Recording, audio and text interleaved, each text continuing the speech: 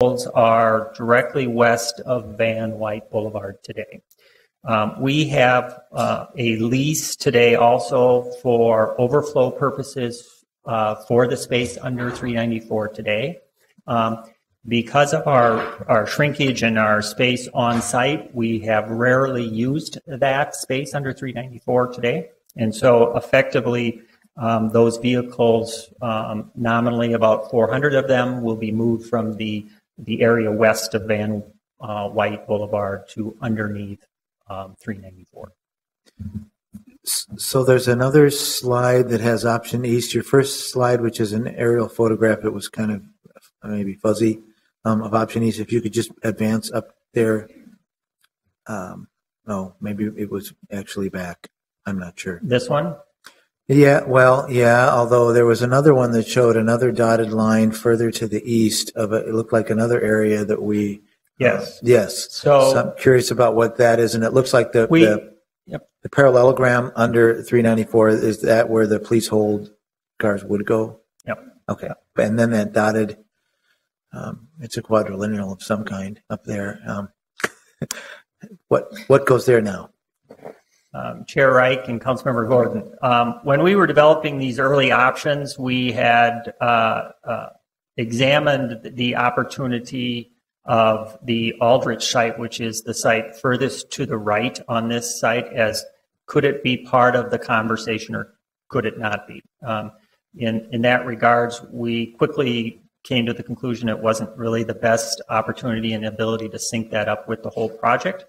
And then also on this graphic, the green box underneath 394, maybe not proportionally shaped for the intended size of it, but it shows the general location of where the impounding operations would show up for the police holds under here, where the blue kind of maybe illustrates that shape a little bit better. I appreciate that. And I think appreciate all the work that's gone into this. I know this has been a multi-year effort and we've explored lots of options. I'm generally supportive of this east option. I just wanted to talk a little bit about or make a comment on the impound overflow section there. That is something that it would be great to think about how we could get rid of that as well. One of the ideas that sometimes gets thrown out there is during our street cleaning or during our snow plowing, would it ever be possible to have some reservoirs of parking closer to the neighborhoods where we're towing the cars from, so that we could leave those cars and have some kind of overflow in some other temporary or some impound lots or areas? And I think I imagine that would also, it would be, I'm sure there's lots of problems in terms of keeping track of the cars and having some security about the vehicles or those kinds of things, but it would also be a lot more convenient for folks. And maybe there'll be fewer and fewer people driving. Maybe we'll get better and better. The goal should be nobody gets towed for street cleaning and snow plowing. And so our communications are getting better. Maybe we're seeing a decline in the towing that's happening, hopefully. But I'd love to see that area also get opened up eventually, but recognize maybe it's can't do it yet, but hopefully some seeds can get planted so we can keep thinking about how could we be creative. I mean, just imagine if we could move the car off the street for you, clean your street for you, and then bring your car back. That might be an alternative too. And you see the way people are out there towing and working during some of these, it's pretty amazing. I'm not sure how we recoup our costs, but we might be able to. Thanks. Thank you, Councilmember. Councilmember Glidden.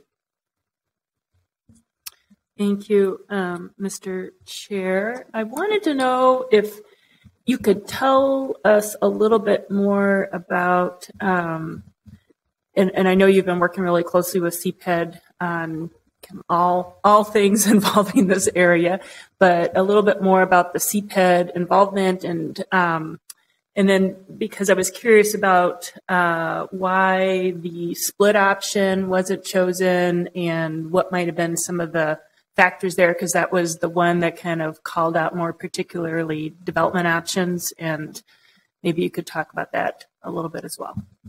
Sure. Councilmember Reich and Councilmember Glidden, the conversations that evolved from those three initial options that I presented really kind of attempted to frame the development potential opportunities. The development opportunities in those three options really kind of said, how can we create contiguous spaces that are easy to deal with, but also that there are parcels of property that we examined through our efforts that are north of the Bassett's Creek project that are outside of the impound lot that either the city owns right now or are ripe for opportunity. And so we examined that in concert with how the parcels and options in those three concepts would move forward. So the white images on those green and white graphics kind of attempted to produce those three subsets. I would say that the split option really became a challenge relative to how the parcels directly north of the easterly triangle here next to the school could get developed. There's some smaller parcels there. There's some larger parcels north of the Bassett's Creek. And so when we look at synergies of development or reuse of the area south of Bassett's Creek, which is the westerly parcel here of the impound lot, how does that work with the opportunities north of those sites? And so in general, there was a lot of conversation about that, and the CPED staff were instrumental in helping us, put those together and help us select east-west or split. In this case, landed on east. And in fact, the revision from those initial three options to this yellow version here really kind of was an intent to free up the space directly adjacent to Van White as more of a prime piece of visible property. Likewise, the soil conditions under this yellow area are substantially more troublesome and poor compared to the area directly to the north. And so that type of information that was brought forward as part of previous environmental and soil analysis, as well as CPED input, really kind of landed us in this type of configuration. And then on your slide that talked about the selection of the east area, you had one line that said this had the least impacts. And I wondered if you could discuss that a little bit. I'm assuming you mean least impacts to operations of the impound lot, but maybe you meant something else. Chair Reich and Councilmember Glidden, I would suggest those least impacts came from two perspectives. One would be the impound lot, and one may be the adjacent land uses around us or adjacent users today. One would be our buildings and everything are located on the east area, so it has the least impact to the impound lot operations. The split option kind of starts to bifurcate and split our operations, and it's more difficult to operate the facility. Likewise, because of the surrounding land uses here today, the school and XL and the railroad tracks, which aren't necessarily, as I mentioned before, uses that are going to change over very quickly, the opportunity for or the impact to the adjacent property owners is less compared to the opportunities that might occur on the westerly side of the Van White. Okay. All right. Thank you. Thank you. Councilmember Bender. Thank you, Mr. Chair. Did you say the size of the parcel that would be left over, assuming we are using the overflow area to the west?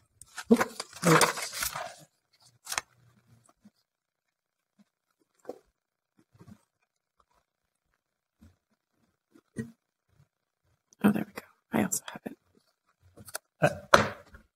Chair Reich and Councilmember Bender, I did not specifically say the acreage changes, but effectively we're freeing up about 10 acres of land, which is primarily all on the westerly side of Van White. And then is there a timeline for redevelopment of that land, assuming that this all moves forward the way it's expected to? Chair Reich and Councilmember Bender, we do not have a timeline set up.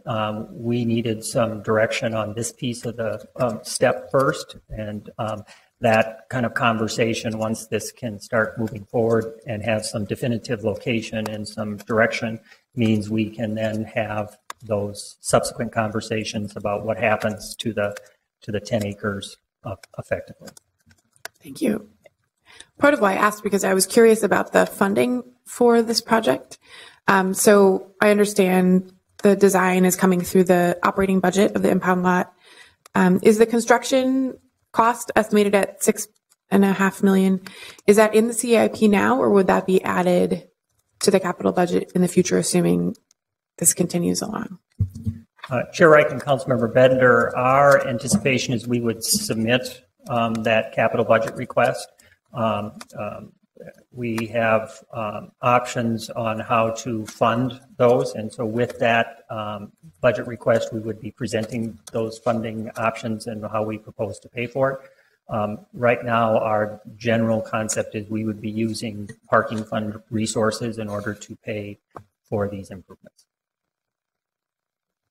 So the expectation is that the $6.45 million would be able to be funded through operations of the impound lot in the future? Chair Reich and Councilmember Bender, general answer would be yes, but the whole parking fund, not just the impound lot. I see. Thank you. Okay, thanks. Yep, you're welcome. Any further questions? Councilmember Yang. Thank you, Mr. Chair. Mr. Wirtjes, when I'm doing the math on that, it's 11.2 acres that are going to be freed up. Is that correct? Councilmember Reich and Councilmember Yang, that's correct. If Okay. I look at the numbers, roughly 10 acres. Yeah, sorry. Okay, I just wanted to clarify that. With regards to development there, can you talk about just that 11.2 acres? I mean, in terms of some of the challenges that might present themselves as well. Councilmember Reich and Councilmember Bender, or Councilmember Yang, the area that is freed up and not used for the impound lot here has several challenges. One I mentioned before is the soil conditions underneath this parcel. There are a number of hazardous materials underneath there, and the soils, because of the old wetland area, are not the best down there from placing buildings and other things on them. Likewise, directly north of here, there is the Bassett's Creek, which then results in there isn't direct access to this parcel right now. It's landlocked except for its access via the impound lot. So access is a challenge in that regards too. So you have the creek on the north side. Likewise, on the south side, which doesn't show up, but right underneath the yellow line is the railroad tracks. So there really isn't access to the south. So future access would have to come across the creek or would have to come off of Van White as the two options. And so there are challenges from that perspective. Likewise, as you are aware, the area north of the creek in the Harrison neighborhood is industrial uses with a variety of activities. That plays into people's willingness and opportunity on what happens, in this westerly parcel at the impound lot. Thank you. You're welcome. Thank you, Councilmember. Any further discussion, further presentation?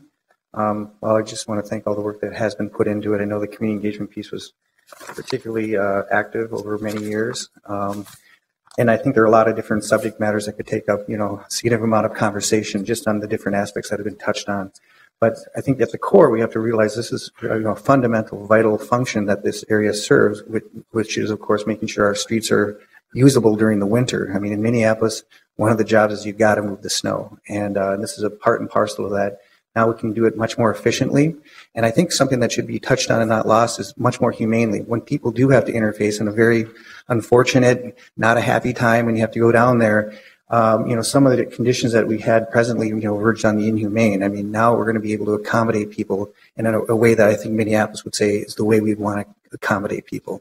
And I think those redesign elements are extremely important. And I think a city that wants to be proud of itself needs to do these little things right. If it was just a matter of moving the snow, that'd be a pretty easy exercise. What I've been told was that the real challenge is the logistics around the parking. And this is a key element and a key asset to do that. So just didn't want to lose sight of the core function here, as well as all the other topic matters we touched on. So with that, we have the two actions, so they may proceed, both in terms of layout and the actions to begin pulling together the budget as described. Any further discussion on that? Councilmember Yang. Mr. Chair, I'd like to move the item for approval, but I'd also like to just put some comments in. Oh, please do. Okay.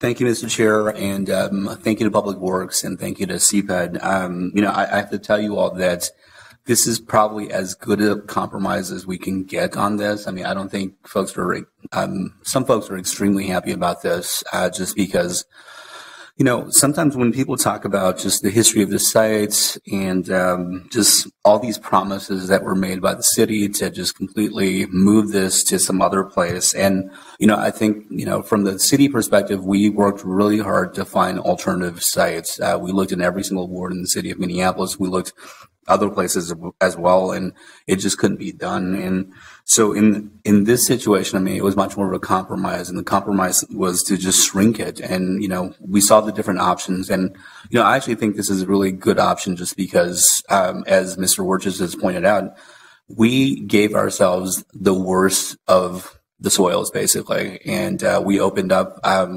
good 11.2 acres for future development. I just don't know when that's going to happen, but, this is good for us, in terms of shrinkage. I want to point out really quickly, just, and maybe for laughs, but most of this is actually in Ward 7, maybe a little bit in Ward 5. And, I've worked with Council Member Goodman in her office to just, get to this point where, we can get something done. I think sometimes these processes take a long time, and I think constituents tend to just want things to just get done, and so I'm glad that we're here. I think the result is good. I mean, we're reducing the lot size by 11.2 acres, and we're going to make it work. I mean, 1,035 less spaces on this, and it's going to work for us. So I think that's fantastic. I always have to point out that, the community engagement that happened was difficult. I was at meetings with John, with Beth, and, sometimes you go to these meetings and people shout you down, and, you just kind of have to be a bigger person because of it. And, in a lot of ways, it's just because I think sometimes, community members just have a lot of, some community members have a lot of history. I mean, they know, what was promised or what wasn't promised or any of that stuff. And, just to see all of that stuff happen and to see our staff take it so well. And I know, most of us, we take it well in public and then we go cry at home. But you guys were fantastic on that. And so I just wanted to point that out, that, staff from Public Works and staff from CPED and other staff from the council offices did real community engagement work that, engage a lot of neighborhood groups, engage a lot of people. And, I remember when we first went, some folks came to these meetings and just flat out said, we're not going to take anything you guys give us. We're not going to even comment on any options because you promised that you would get rid of this. And, eventually, in my view, cooler heads prevailed and we got to, a point where people were actually commenting on some options. And so that's a good thing. And so again, I just want to say, it's a tough process. Sometimes, it's hard to find different alternatives because in some ways, this is almost like a thing that nobody wants, right? That's just the reality. And so thank goodness we got to some sort of resolution. And, maybe in the future when the market conditions present themselves and we have other alternatives, it will be good that we finally get rid of this and, develop on this. But, I just don't know when that day is. And so to our staff, thank you for all the work that you've done. And I really appreciate it.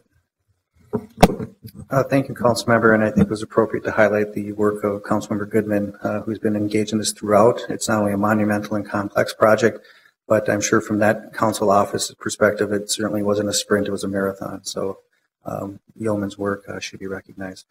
Councilmember Yang has forwarded a motion to approve the two actions requested. Any further discussion? Seeing none, all in favor say aye. Aye. Dissenting nay. That carries. Thank you. Thank you.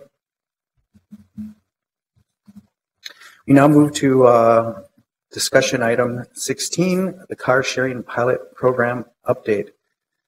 And I believe this was per committee request to check in. Yes, Mr. Chair, that is correct. This was requested of us to give this update, and Bill Szymanski, our parking systems manager, will give that update. Good morning.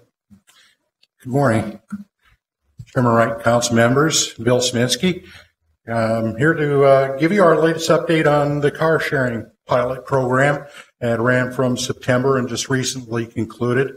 We've since been able to gather a lot of the data about the program and conducted additional surveys to give us the information that will hopefully guide us in a direction for the future of car sharing in Minneapolis.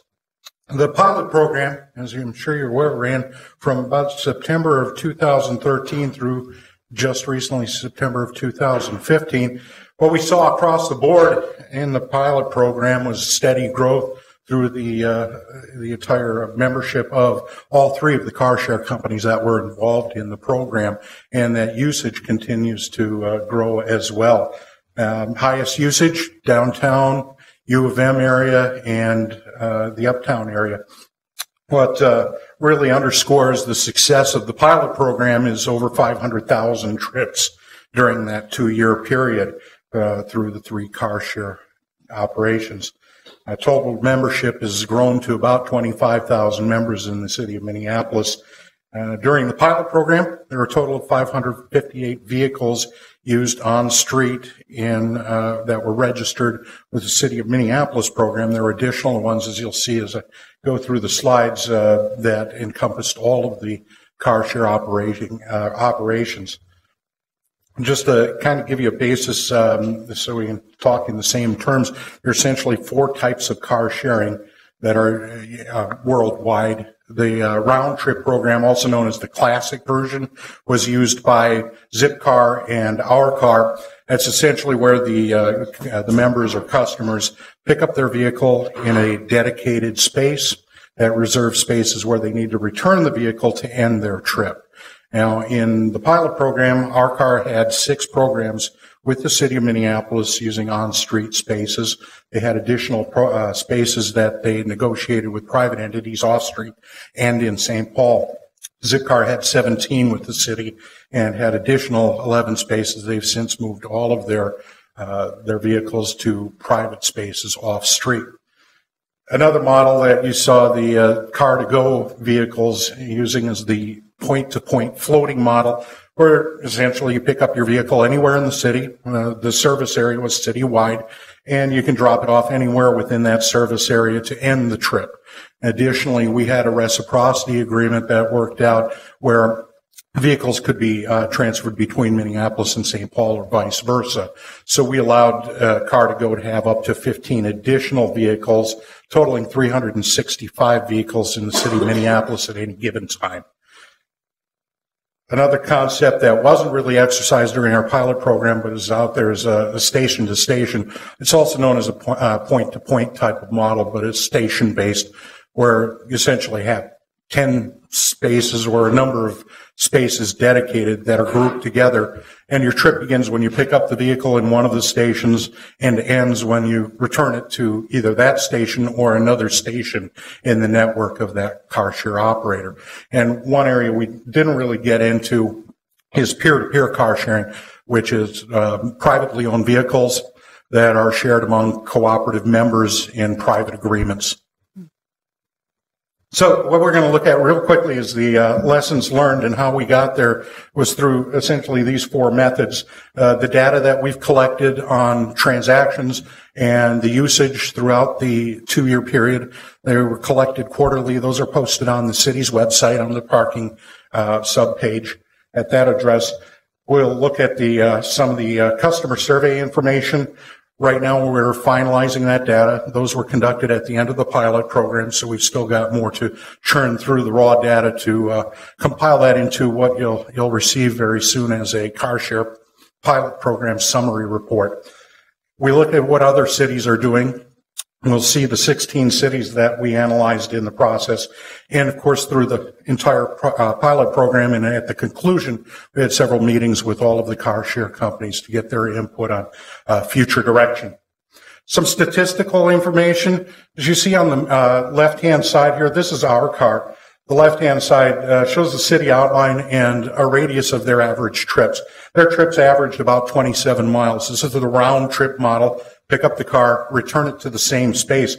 What you'll see in the different models is that time of usage and that distance traveled. In the R car averages, it's 3.9, almost 4 hours per trip on average. On the right-hand side, just for demonstration purposes, we show a map of where our car has their other vehicles for a total of 64 vehicles throughout the Twin Cities area. Similar statistics from Zipcar, similar kind of bubble. Average trip, 34 miles round trip, and an average trip is about 5.5 hours for them. And on the right-hand side, their scatter of where they have their vehicles throughout the cities. In the point-to-point model, Car2Go transaction data showed these hotspots. We developed a heat map from their starting points of their trips, and this shows by ward how many trips were started in each of those areas. And you see the darker red areas, University, downtown, uptown, where that swatch tends to slide through for the most usage. But again, 477,000 trips were started with Car2Go during the pilot program. Average trip here, though, it's worth noting, is much shorter than the other models and is about 20 minutes as opposed to several hours. So we talked to the car share operators to find out what lessons they've learned, what input they had on a direction for the future. Starting with the round trip models, Zipcar and our car said that they would like to see better signage. They had an issue with other car share operators' cars and public cars parking in their dedicated spaces, and that would inconvenience their customers because they couldn't end their trip where they were supposed to, had to find alternate parking, and then somehow get that car back into that space after the car was moved or towed. The other problem they had with it is that towing and enforcement was limited in the fact that they couldn't tow for at least 4 hours after the vehicle was tagged. So once it was recognized, then tagged and towed, by the time most of them were towed, they'd gone on to other places, but a significant inconvenience for their customers. And they also noted they'd like to see about reserving spots in city ramps, though there were no specific proposals. That's an option that they want to move toward in the future. As to the point-to-point car share operator, they've proposed narrowing their service area to become more efficient and cost-effective in their operation.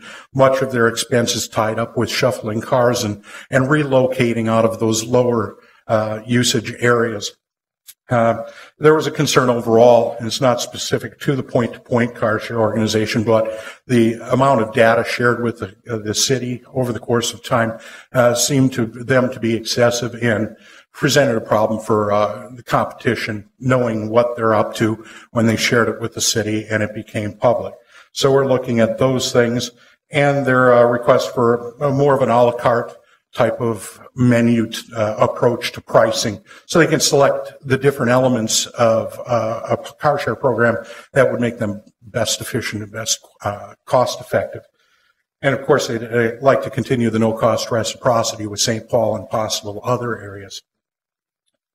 All of the car share operators requested lower prices.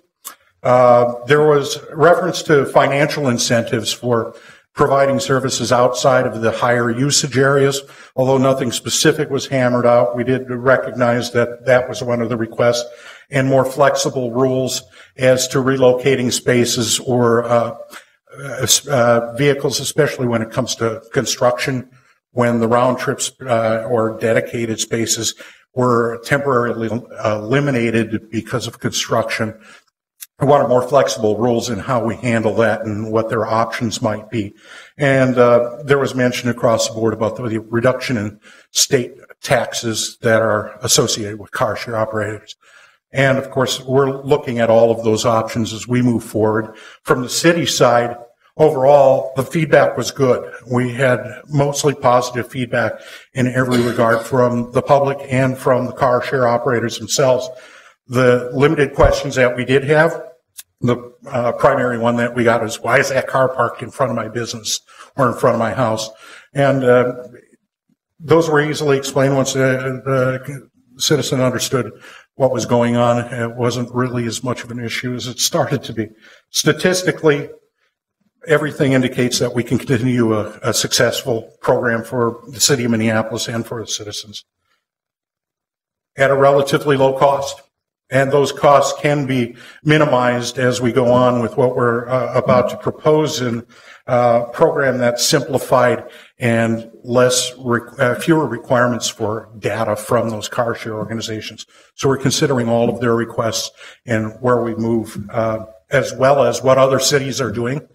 So while we're formulating our best practices and figuring out where to go with this, we've looked at the policies of these 16 other cities as to their permitting, their pricing, their policy, and their incentives or limitations on vehicles and such. Out of the 16, 15 of them have a permit-based program as opposed to negotiating contracts or doing RFPs. That other city is actually in a pilot program right now. So most of them are doing a permit program. They're all charging additional fees for the residential parking permits and access to those areas. And we're finding that this data is ever changing. Even since we started this, some of these elements that are represented here are in flux right now. But we know that 5 of the 16 have established limitations on the number of vehicles to prevent oversaturation and in some cases to incentivize serving underserved areas.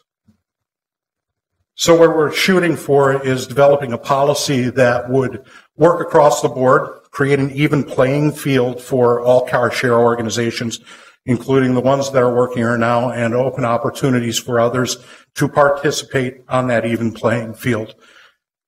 We would include things, a permitting approach rather than a contract negotiation or RFP process, and continually renegotiating those contracts. We're able to, now that we've gotten the data we needed from the pilot program to analyze this, we don't need so much data anymore, so we would propose going to an annual reporting basis and with much more limited data.